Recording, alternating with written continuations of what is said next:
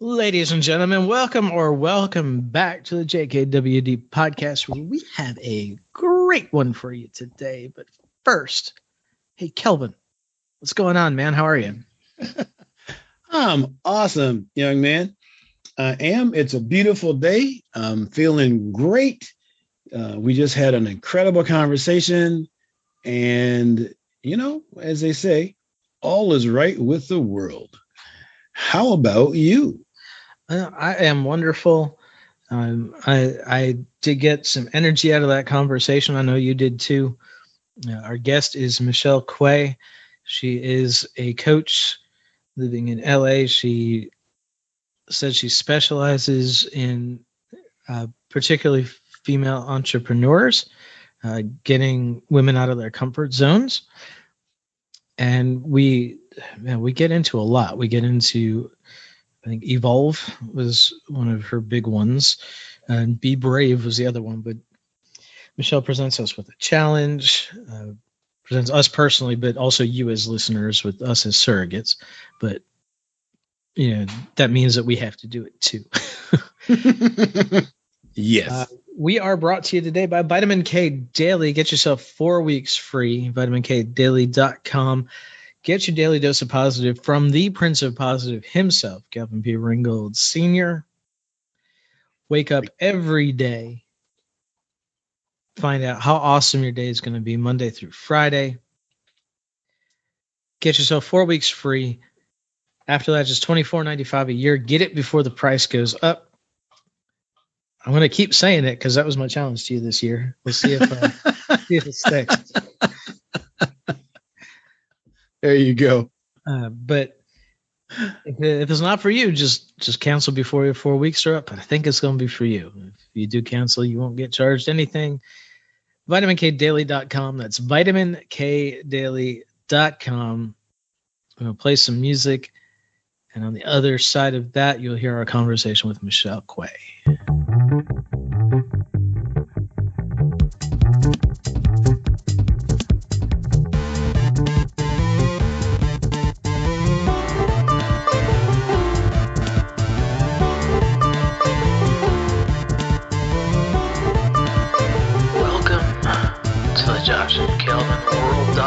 Podcast, where we talk about better humanhood and teach you how to dominate your world. You ready? Here we go.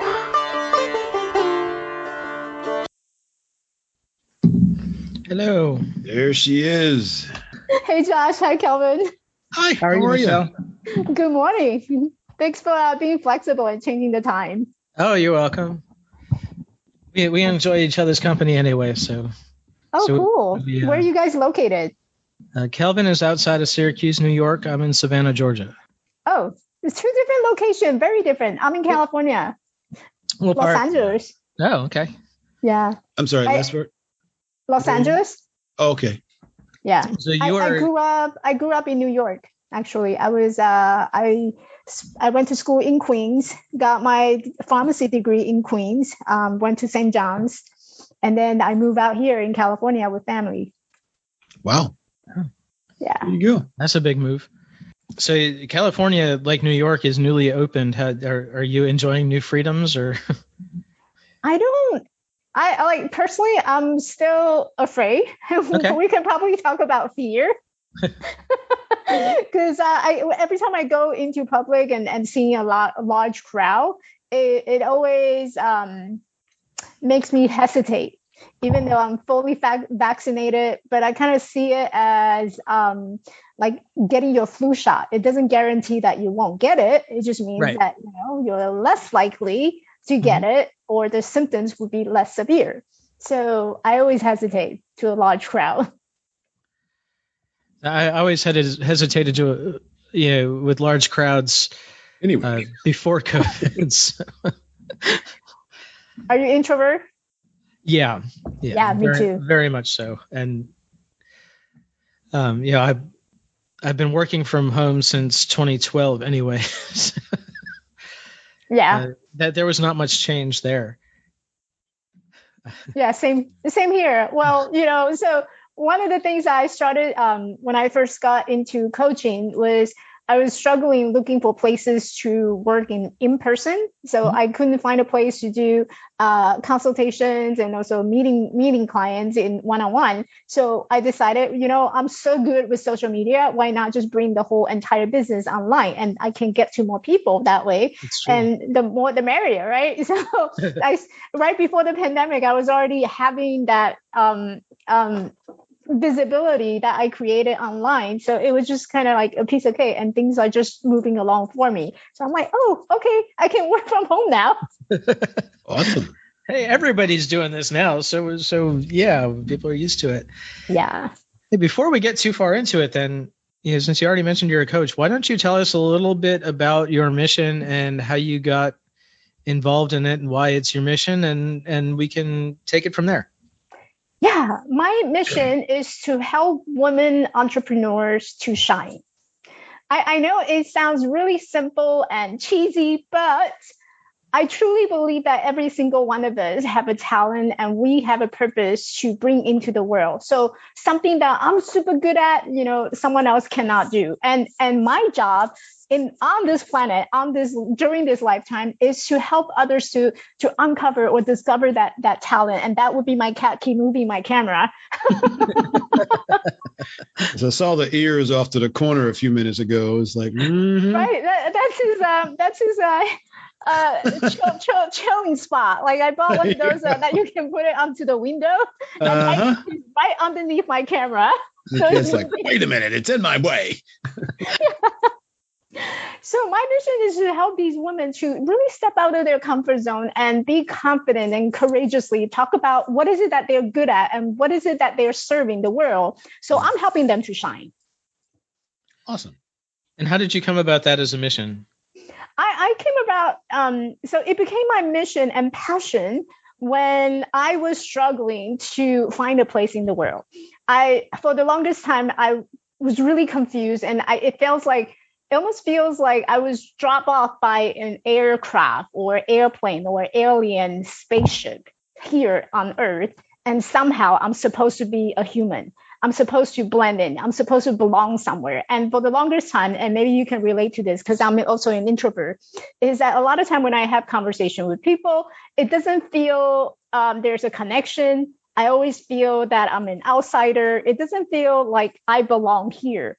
And I was looking for that sense of belonging. And during that time, I was going through a lot of personal struggles, lack of confidence. I did a lot of body shaming.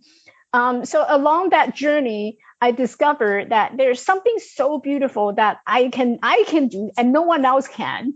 And that is my uniqueness. That is my power. That is my gift. And that is how I serve. And that is my purpose. That is my passion. So when I discovered that, it was like the biggest aha moment in my life. And I said, you know what? Yep, it sounds like this is why I am here. This is why the life was given to me. So let me help others finding theirs. Awesome. And how long have you been coaching now? This is my third year in the business, believe it or not. Okay. I'm fairly new. I'm starting to feel lazy, Josh.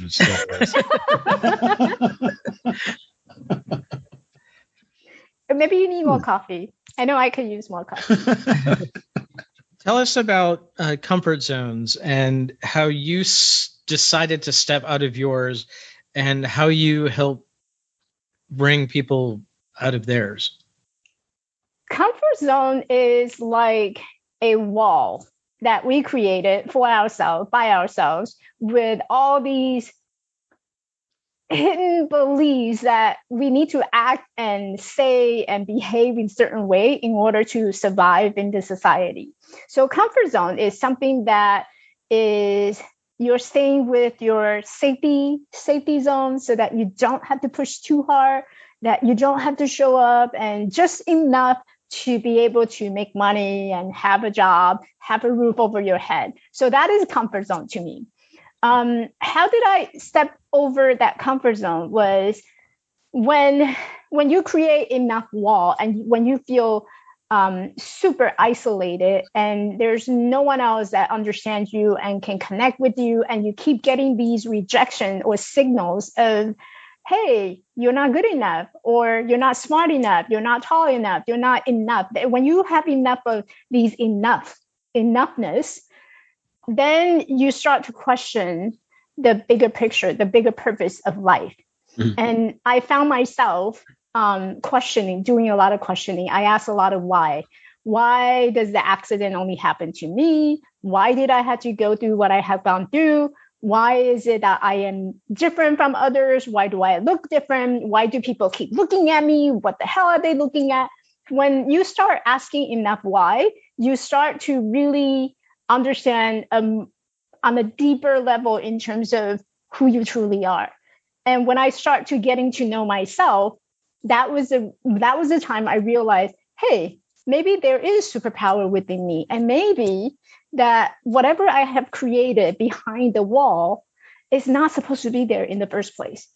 So I decided, okay, so I'm going to climb over that wall or climb over that mountain that would, maybe I can see something different. And just that out of that curiosity, that was the whole reason what got me out of my comfort zone, just curiosity. And how do you encourage other people to get out of their comfort zones? Be curious. I think that's a big piece about change. If you have noticed, or people have noticed, that there's something that's not working out or something that keeps showing up, instead of just push it under the rug, start getting curious about why things happen the way it happened. And when you start questioning it, you start looking for answers. And you may not find the answers right away, but life, I believe life is a journey, it's a path, and it's a process, and everything happened for a reason. So as you're getting more curious about what's going on in life and why does some pattern keep showing up, then you start to notice how you're behaving has a lot to do with what your outcome is or what your result would be. So just be curious and understanding, life is here to teach us a lesson. And typically it's not what people think. It's not teaching you a bad lessons. It's teaching you a valuable lessons where you can learn, grow, and evolve. Right, so you've said two things that I want to ask about. One is you got your pharmacy degree, mm-hmm. And we've talked to a lot of people. We don't always have a guest on the podcast. A lot of times it's just the two of us. But I think we probably had 50 guests, maybe, if I had to guess, about one every 5 episodes or so. I think you're the first one who went from a pharmacy degree to something else. We've got a lot of people who, maybe they were office workers or they were bankers and they decided to go do something else. And that seems to be fairly common. How did you get into pharmacy? And then why did that? It's a little bit in a different direction. So I think what really, I want to put it in a way that it's more comprehensible, because it's a big disconnection to when I first started. When I first got into coaching, I thought, well, pharmacy has nothing to do with it. And I was struggling with the marketing too, because, coming off from pharmacy as a healthcare worker, I had no experience in marketing. I didn't have to go out there to look for clients. Mm-hmm. And so what really inspired me from going from pharmacy to coaching was that personal journey of, I spent basically my whole entire life either living in a hospital or working inside a hospital. So hospital has always been in the backdrop of my life journey, my life story. I spent 4 years living in and out of the hospital just to rehab after my accident. And then following that, I wanted to be a doctor because that was something that my parents wanted me to do. They saw me and they noticed, you're disabled. Basically, they're saying to me, you're disabled. You need to have a job that would sustain yourself, that you don't have to rely on anyone else. And what is the most common and reasonable things for me to do is using my brain. Luckily I was pretty good with schools and I had good grades. And so then the next step, the logical step, is go on to university, get my college degree. And, I'm really good with math. So why not just go into something that's related to medical? So for the longest time, I follow my parents' expectation and dreams that becoming a doctor or becoming having some skills, that was the norm for me.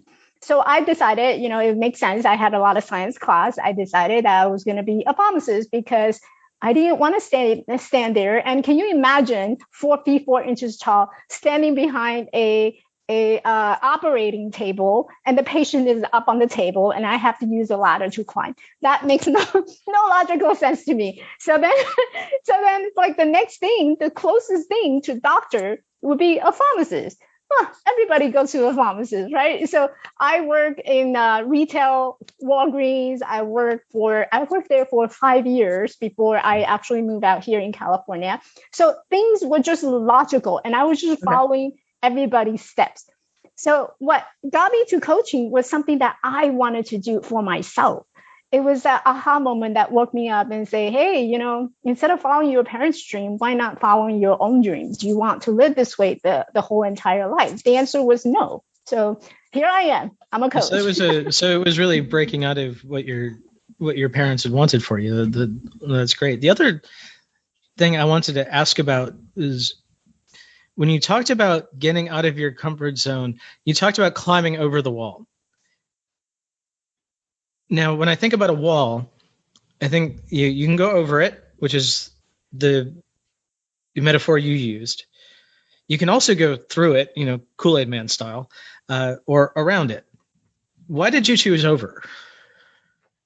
I think over to me sounds more challenging. I'm the kind of person who is really looking for the way, not just to go through it. That sounds so easy. There's some energy behind everything that we do. The energy that you bring into going through a wall, that's easy, right? You just knock down the wall, you'll create a little hole, and you can just walk through it. Sounds so easy. Climbing over a wall, it takes commitment, it takes determination, it takes dedication.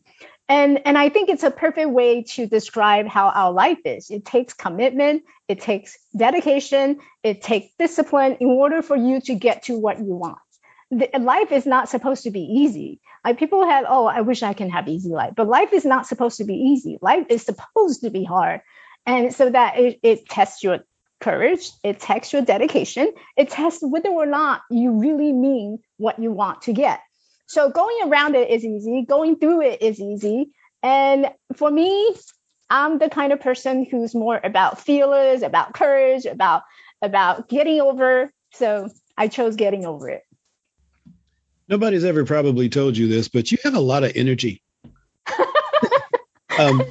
Have you always been this energized woman that's before us today? No, absolutely not. I'm very introverted. I'm very shy, actually. And I always had this feeling of, I don't know if I'm saying it the right way. I don't know if I'm using the correct grammar.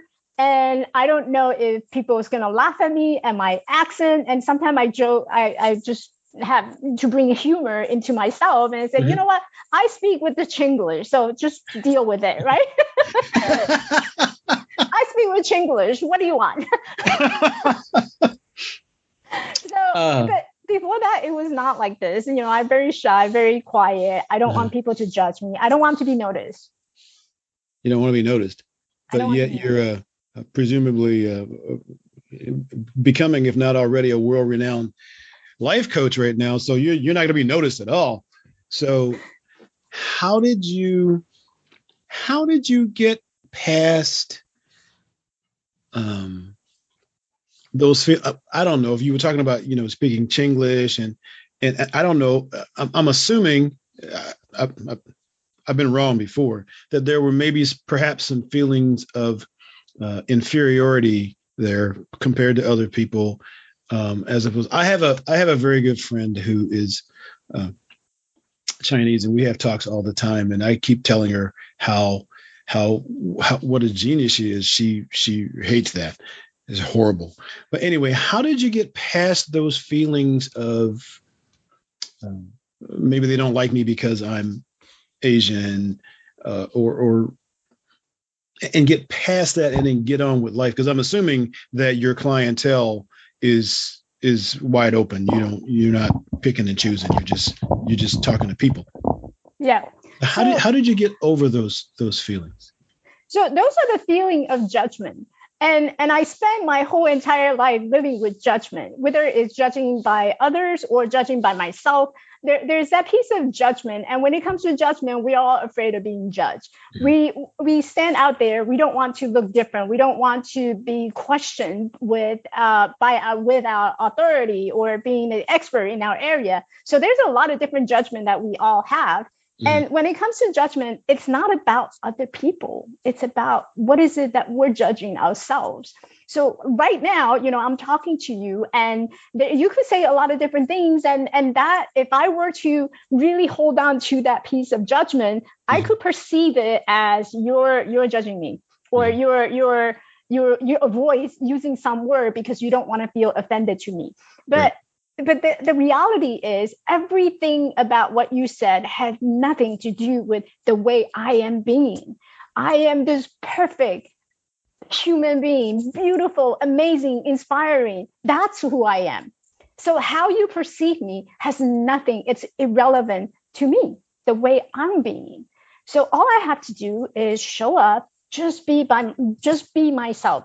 And each one of us can be ourselves with our value, with our character, with our beliefs of how we believe should be working and operate in this world.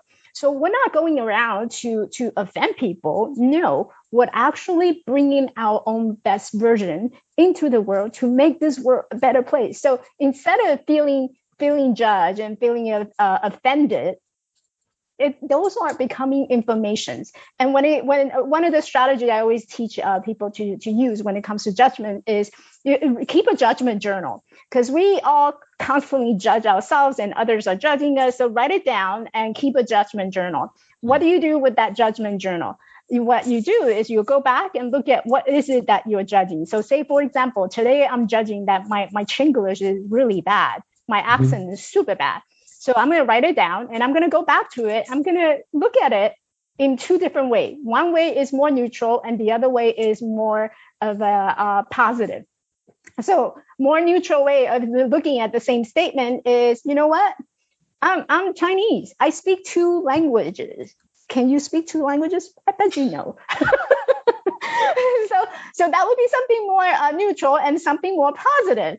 And so it's just reframe how we're looking at things and know that all these judgments becomes information to really understand who we truly are. Awesome. Love that. I'm short. Oh, I don't know. I really think the world can really use less of the judgment, more empathy, more understanding. Looking around with what happened in 2020 and also leading into the new eras and new generation, we can use a lot of empathy and understanding with each other. After all, let's take off the skin color, take off our background. We're just human beings. And somewhere out in the universe, that those ET extraterrestrial, they're probably laughing at it. Look at them. Probably so. They're being silly. They're all human beings. Like, just deal with each other. What does a world with more empathy look like to you? More empathy, less judgment. What does that look like to you? It looks like a place where we can really amplify what we were meant to do on this earth. The earth is going to be more green, more powerful, more equality, more diversity. And we can freely express what is it that's on our mind without worrying about, am I going to offend the other person? Am I going to be locked away because I say something? There's no more that judgment. And people are just operating from being a heart-centered human being, and that we understand that you had a journey, you had sadness. I can understand, I can relate to you, what it means to be sad, to lose someone, to grieve. I also can relate to you about happiness. I can enjoy and embrace every piece about you, and I can see you in myself. That's empathy to me. Awesome. And how do we work toward that? There's a really powerful tagline that was the whole reason what caught my eyes when I first enrolled to the coaching program. Is they had a tagline. It says, raising one consciousness, one person at a time. So I think raising consciousness, one person at a time. Awesome. I think what makes it powerful is that it starts to emphasize on individual responsibilities. You and I sitting here, we have our own responsibility of helping others to raise their consciousness and their understanding by listening to the podcast, putting out the content, having conversation like this that would encourage people to think outside of their box. And when we all do that, our perspective change, our behavior change, our actions moving forward will change. And that's how we change the world. So you and I are change agents. Excellent. So this is a dumb question. No question is dumb. Did it take you to get past that self-judging stage, to go, forget that I am who I am, and this is what the world brought to me, and this is what you get to do with? How long did it take you to fully embrace that and to put your self-judgment behind you? 29 years. Okay. 29 years. From right. from the day I had my accident, all the way till when I started the company. Even after I started the company, within the first year or two, I was still working on some of the residues of that self-judgment. So I would say a total of 29 years. Like I said, everything happened for a reason. So every pieces of information become a lesson for me to learn, not about the other people. It's about me. Who am I in this world, and how do I show up? You only look about 29 now, so you must have done a good job. It's the Asian look, so that's something I'm really good at. I love that. I love that a lot. I just turned 47 this year. Yeah, good awesome. To be Asian. Well, there you go. Well, enjoy that. Looking like a teenager. Look at you. Yeah. And plus a workout. So definitely exercise regularly. Oh, well, there you go. So what do you find most challenging about being a coach? I think the most challenging thing would be to not become a protege like someone else. So I think, when you look around, there's a lot of marketing strategy. And this is something I asked the other day, what are some of the buzzwords that you hear that just really ticks you off? And I have a whole list of these buzzwords, and all the coaches are talking about how to manifest, the law of attraction, the how to pivot your business. There's a lot of these buzzwords. So the challenging thing is, how do you stand out from all these coaching industry, and what makes you different? What makes you unique? Why should a client trust you? And why should you be the person where I can go to in building that confidence? Like, what is so different about you? If you're using the same word, same language, same slogan, no one is going to notice you. So what really makes you different is your personality, your uniqueness, the energy that you bring into your business, and how you start the conversation with people. People buy, and people like you for who you are. And I truly believe that is what I'm stand for in coaching business. And that's what makes me different. So the most challenging part is, how do you stand out among all these different coaches? Wow. And how'd you do that? How do you do that? You bring yourself into your business. I'm sorry? Authenticity. Authenticity is authenticity. Another buzzword. You mean be the real me? Oh my God. Scary, what? Right? Get rid of this, cut off my hair and look different. Well, authenticity is big. It's a conversation we have a lot. And authenticity is I'm not sure that I hear people talk about it all the time. Oh, well, you're not being really authentic.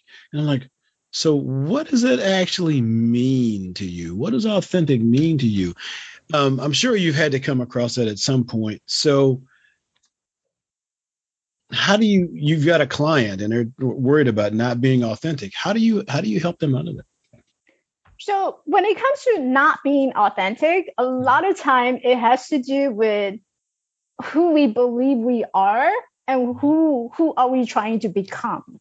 And when you think of who you're trying to become, a lot of time we dictate our behavior so that we can fit in, we can please other people so that they perceive us as, oh, Michelle, she's always positive, she's always energetic. But in reality, what Michelle truly is, Michelle is really blunt. When she's happy, she's gonna smile. When she's sad, she's gonna cry. And when she's angry, she's gonna curse. And how can I be authentic in my business or being on the camera is to actually demonstrate and show that if I'm angry, you're going to hear me using swear words. If I'm happy, I'm going to share a lot of happiness. I'm going to smile. I'm going to be telling jokes. I'm going to have that humor side of me bringing out. I have a dark sense of humor. And if I'm really? sad, yeah, I do. We need to get some of that. Yeah. I want to see some of that. Just be careful on what you ask for. One of my favorite lines. Yes. Yeah, you always got to be careful of what you ask. So authenticity to me is just being who you are, and you have nothing to hide. And authenticity often talk about vulnerability. It goes hand to hand. You cannot have authenticity, at least in my opinion, you cannot have authenticity without having that vulnerability.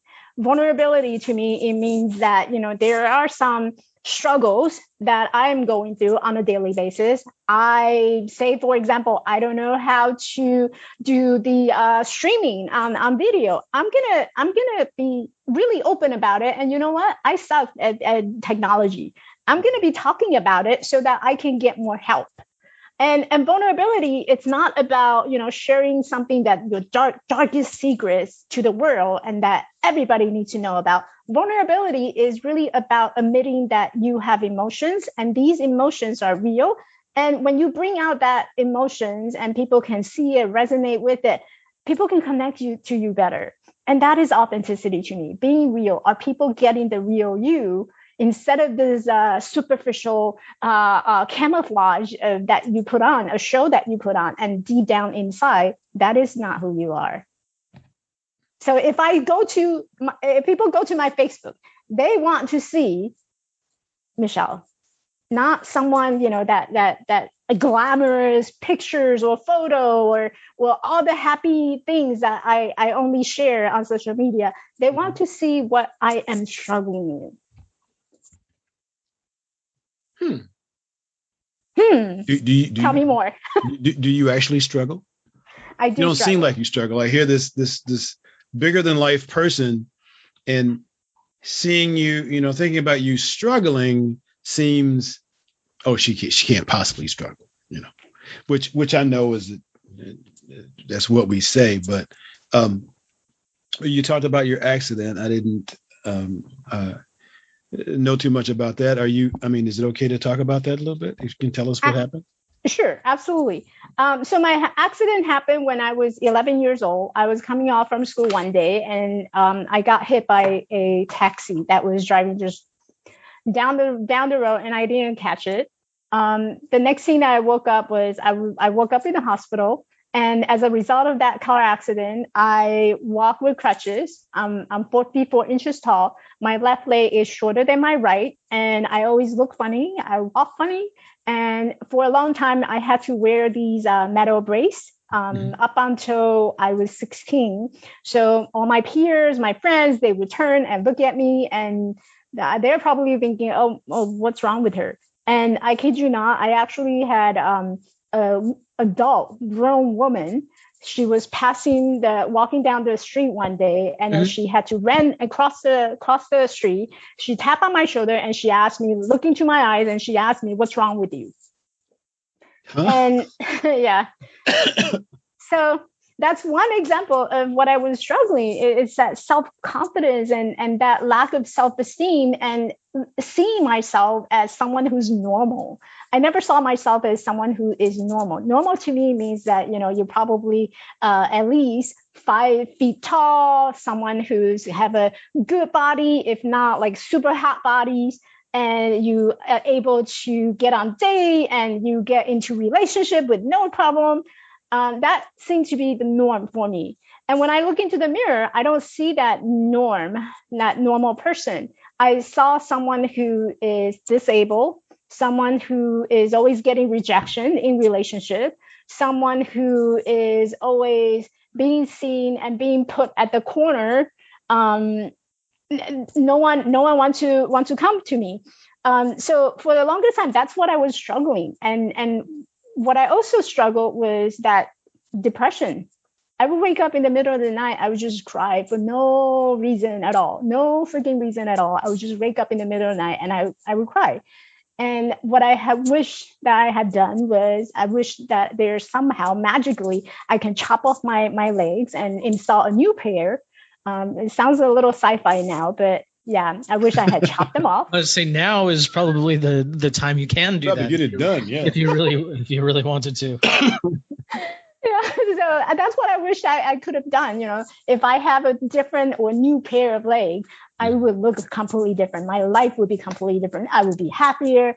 I would be, have it all. That's what I was struggling with. Well, and you wouldn't be you, right? Like, Sam Kinison, the late great comedian, and Roseanne Barr also were in car accidents in their teen years. And it, I know, I don't know Kinison's story really, but he clearly became a little over the edge, and Roseanne went straight to a mental institution for a psychiatric hospital for 9 months, mm-hmm. And she became a much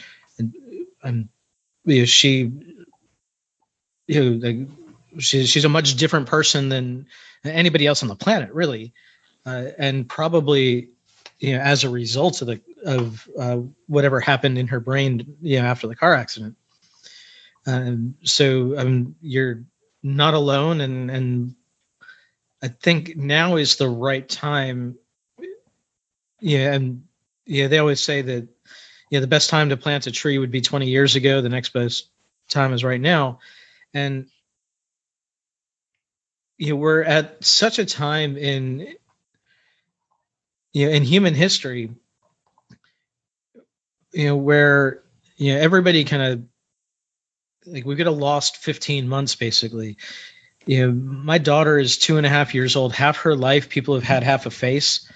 And my niece, who I spend a lot of time with, is almost 6. So she remembers the time before masks, but has really learned a lot.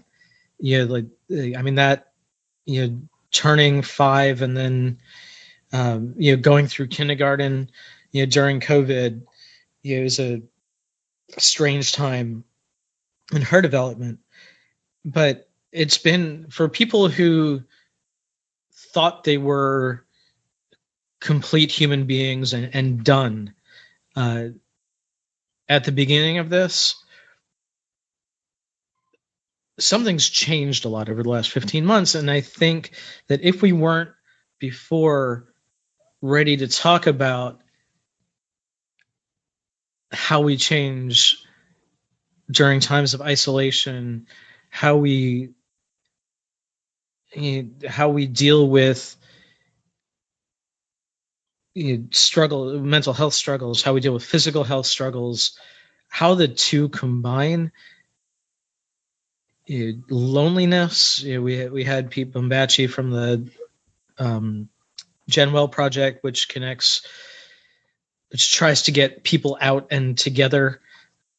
That's a Canadian project that's going to expand into the U.S. It's such a great time to talk about that, and it ties right into having more empathy, right? Now we all see each other a little differently now than we used to.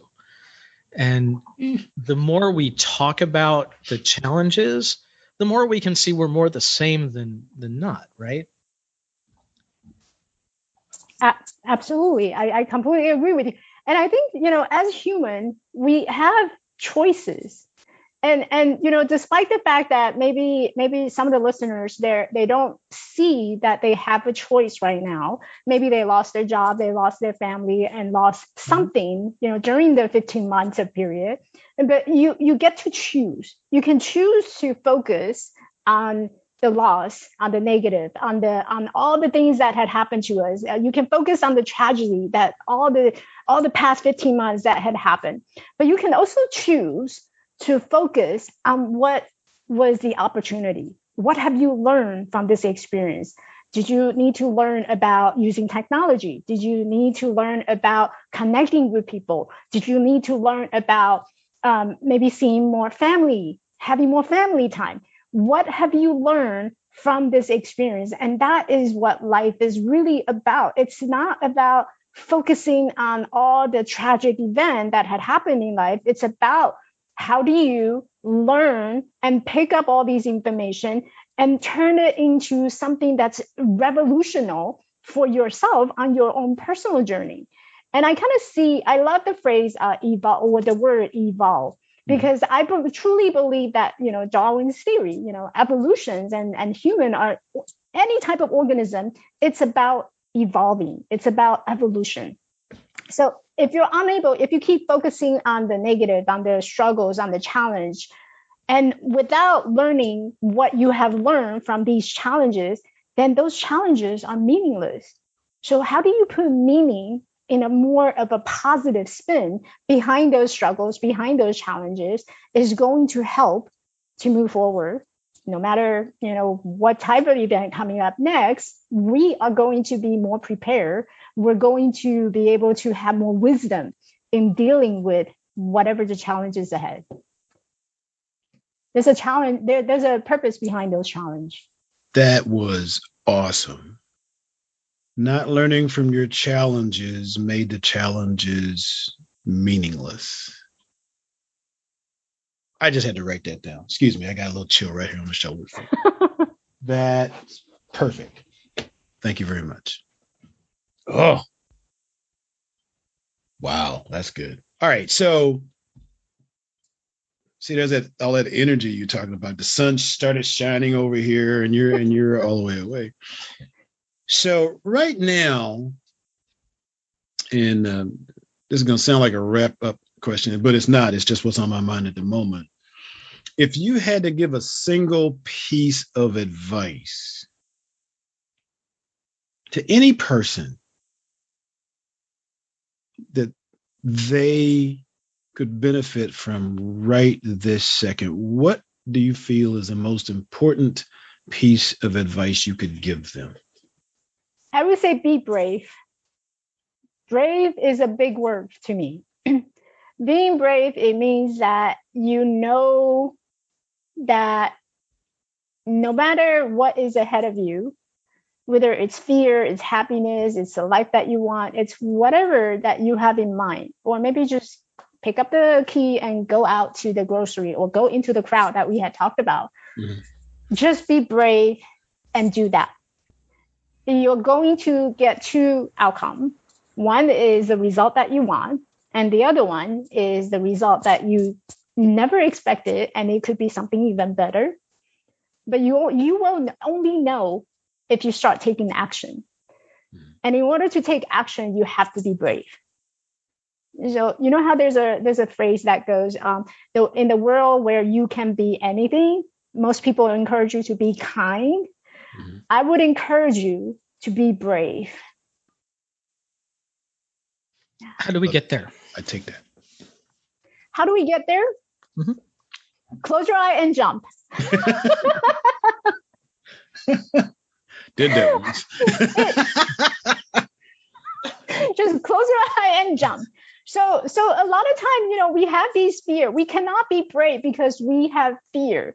And the fear is really coming from the beliefs that we have, the experience that we have, and the assumption that we have made from the past. And that's holding you back from being brave. So how you can be brave is really don't think about it. too much, just assessing whether or not it's going to cost you a life or something that's going to cost you more money or something.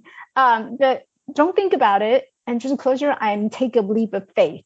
And that faith is really important, because when you're talking about the faith, I'm not talking about the religious faith. Some people it is that religious faith. It's about Christ, it's about religion. But others, it's about trusting that inner knowing. That by closing your eye, the earth will always catch you. The ground is always going to catch you. So even if you fall, you are still going to land on something. So don't be afraid. Just close your eye and take a leap of faith and go out and take actions. You won't get any results unless you start taking actions. And how do you do that? You close your eyes and jump. In that spirit, do you want to present our listeners with a challenge and use us as a surrogate if it helps to, put a face on, because listeners are just kind of out there somewhere, right? So you don't know exactly who you're talking to, but you use us as surrogates for listeners. Do you want to present a Be Brave challenge? So my Be Brave challenge, I actually had these, I hand out these courage cards. So I hand out these courage cards and they're graphics. So every now and then I would hand people a courage card. So your courage card today is to, let's see, what challenge should I give to Josh and Kelvin? Today, I am going to challenge you to say one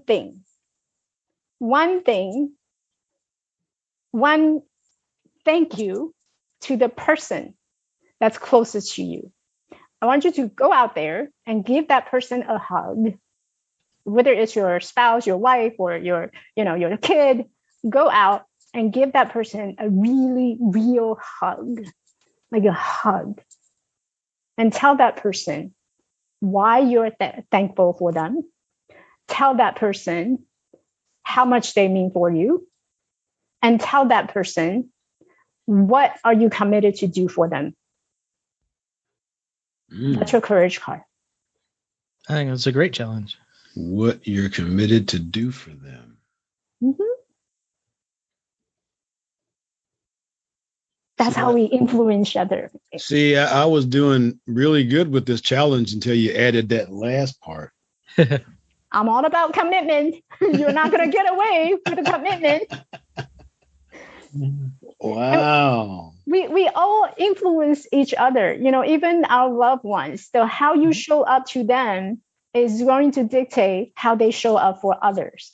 Mm-hmm. So what is it that you can do for them so that they see you, they hear you, they understand you, and that they can turn your power and to go out and influence others?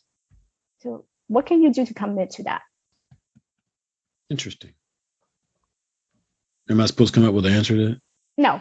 No, just you're welcome to. Woo! No, sorry. No, that's good. I like that's an honor system challenge. But given your recent commitments to yourself, Kelvin, and we've talked about this on the podcast, mm-hmm. I'm guessing if you feel like you haven't met this challenge, that it's going to affect something else that you've committed to. So I don't know about that, but it is I give hugs all the time, but good. I like that. Okay. What comes up for me is the word legacy. So Kelvin, you have a legacy. Just by giving them a hug, that's an imprint, right? But the commitment is about leaving a legacy. And that legacy could mean something that's actionable. It could mean that maybe it's a piece of paper. Legacy can come in many different ways, but by committed to it, you commit to a legacy. I was getting bigger all the time. So, we talk about something that we learned. We've both been through a course called the Master Key, program, and one of the things that we discuss in there is our personal pivotal needs, and they're kind of the big ones, and one of mine is legacy. It's would you want to leave the world? So you're talking my language right now, and I'm a bit of an older dad. I'm not like an old dad, but my daughter was born when I was 42, so I know I have less time to leave my imprint on her. And what really got me was there's a book called Strong Fathers, Strong Daughters. And what the author explains is that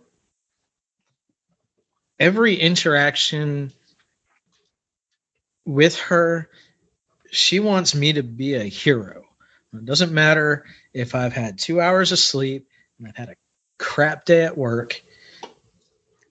That's how I'm supposed to show up for her in order to imprint the way you're talking about.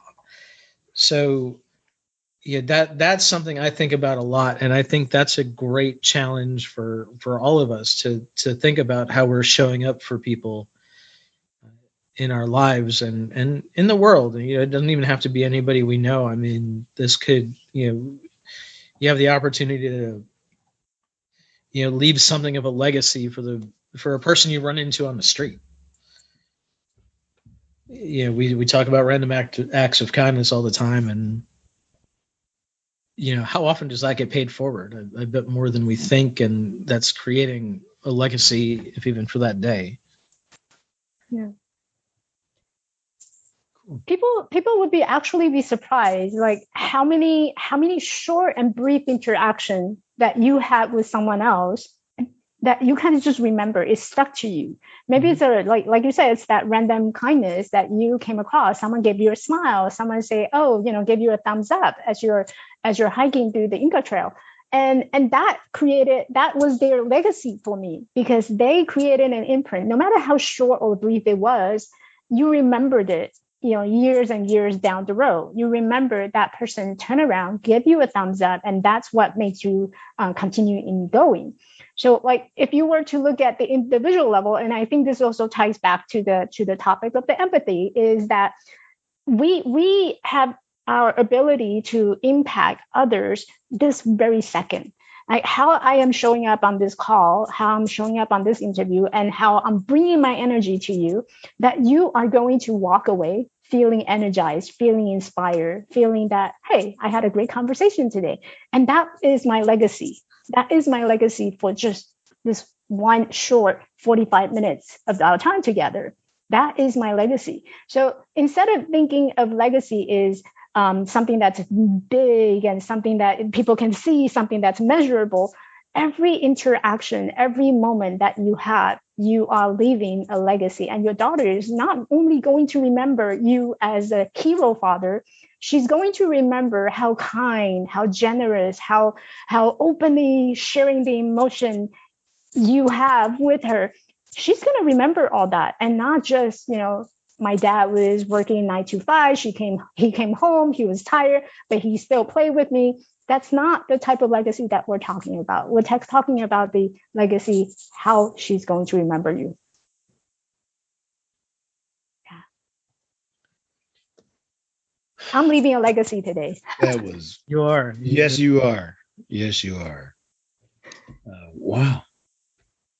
I'm almost speechless. Am I speechless? Let me think. I can't possibly be speechless. You can't possibly be speechless. But you've taken a lot of pauses during this conversation.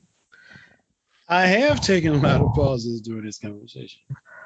Wow.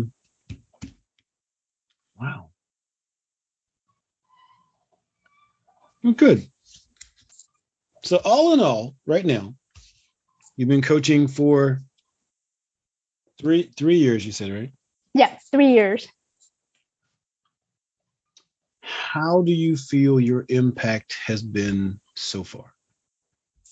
Tremendous. tremendously. I'm not shy when it comes to this. People say, "Oh, be humble." This is not the time to be humble, right? So if you truly believe that you are creating impact in people, then say that. Be honest, right? That's that authenticity. So tremendous. I truly believe that, not only am I teaching clients how to be confident, how to be visible, how to really bring out their best and shine. Mm-hmm. I'm also leaving a lot of the silent impact. So all the people around me, they see my positivity, they see my energy, they're attracted to who I am being. So I may be sharing like something funny on my Facebook, and people will start laughing, and people start having a conversation. And that is my purpose. That is my goal. I want to bring and create a community where people can come together and really express themselves freely without feeling that they're being judged. And I am that facilitator. And I truly believe, I can confidently say that I'm doing a good job. You did say that with confidence, and I appreciate that. Well, excellent. If I don't even know if I can ask this question, but I'm sure you've done a lot of reading, you've done a lot of studying, you've done a lot of. Is there a person, alive or past, who has had? I guess maybe I could ask who would be the person who has had the greatest impact on you, besides yourself, becoming the person that you are today? I would say Eckhart Tolle, without a doubt. Eckhart Tolle, without a doubt, because his book, The Power of Now, mm-hmm. was introduced to me by someone else, a friend of mine, when I was really in that deep moment of feeling sorry for myself. Mm-hmm. I was all in my head. My mind was busy. And so I got this book, and it was Eckhart Tolle's book, The Power of Now.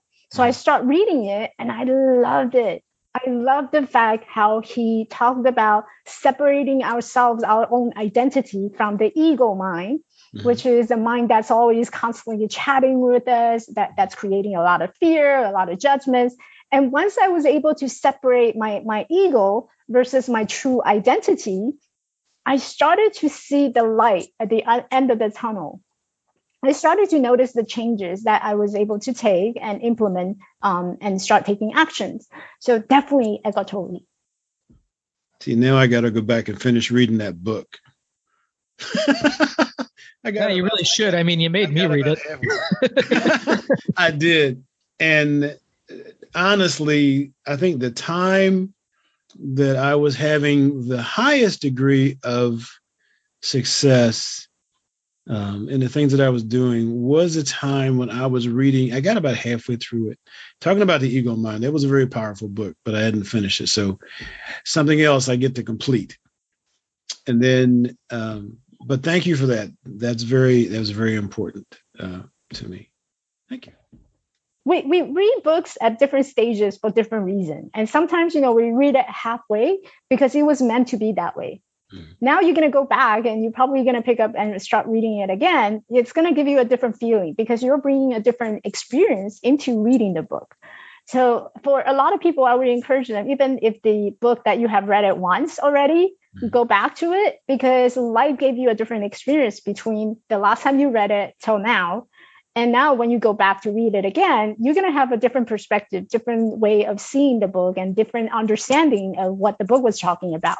So each time I go back and read The Power Now, it's like giving me a new way of thinking, a new perspective, because I'm bringing different experience into it. So you want to come back and do another podcast next week? I was going to say the same thing. I feel like I can talk to you guys for days. Yeah. Well, I think we should definitely, in another few months, when we have more experiences behind us, come back and do this again. But in the meantime, is there anything you had hoped we'd talk about that we didn't get to? No, I'm the kind of person who enjoy having a good conversation, and I truly believe what needs to be said was already said, and what's not being said it just, this is not the right time. So whatever it is, we'll just save it for the next conversation. Yeah, and that's why we don't script these. We give ourselves a launching point and we just talk. Where do you hang out most online? Where can people find you? I hang out most on my Facebook, so people can go find me on Facebook. It's at Coach Michelle Kuei. Okay.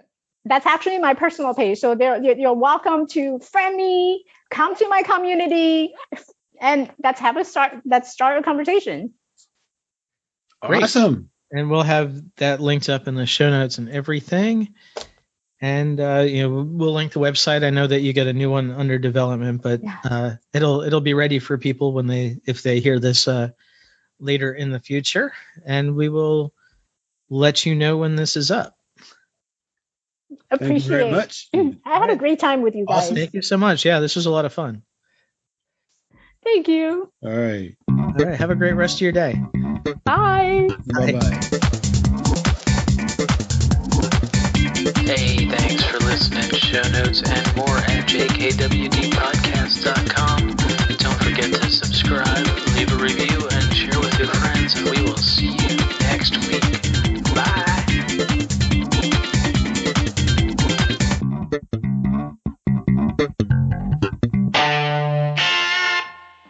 A Better Humanhood production.